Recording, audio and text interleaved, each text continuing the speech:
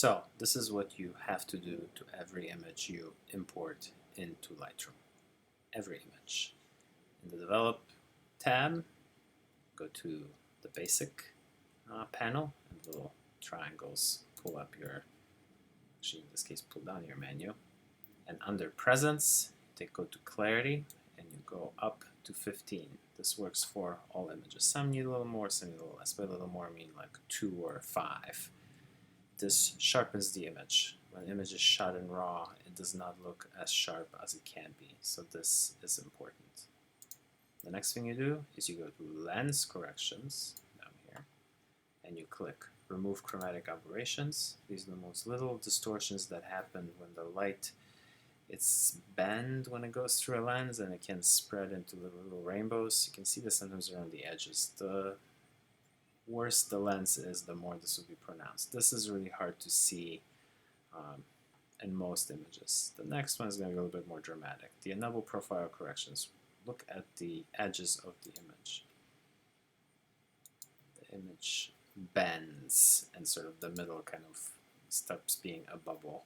This is a very wide angle lens. It's not a fisheye, but it's still fairly wide at 21 millimeters. And what the profile correction does, it fixes what's called barrel distortion of the lens. The image also got a lot brighter, but the barrel distortion is the more important of the two.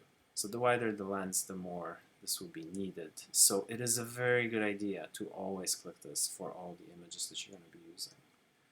What you can do after this is, if you have a series of images shot with the same lens and shot under the same lighting conditions, you go down here in the film strip and you right click on the image you were working on. This is going to be the one that has the lighter gray. If you right click on it, this menu shows up, and in here you go to Develop Settings, and inside Develop Settings you go to Copy Settings.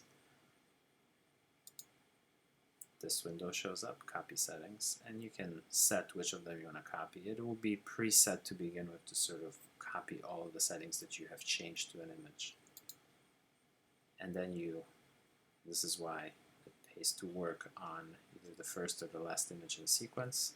You click on the next image in sequence, you hold down the Shift key, and you click on the first, in this case, image in sequence. It works in either direction. So you have all of them selected. So Shift click Select.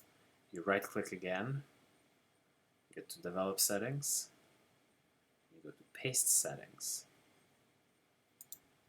And this takes all the settings and the changes you made to your first image, and it applies it to all of them. So that clarity sliders are moved up for all of them, the boxes are checked for chromatic aberrations and for the lens correction.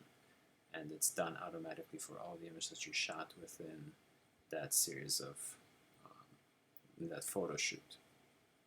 You must do this to all the images you import into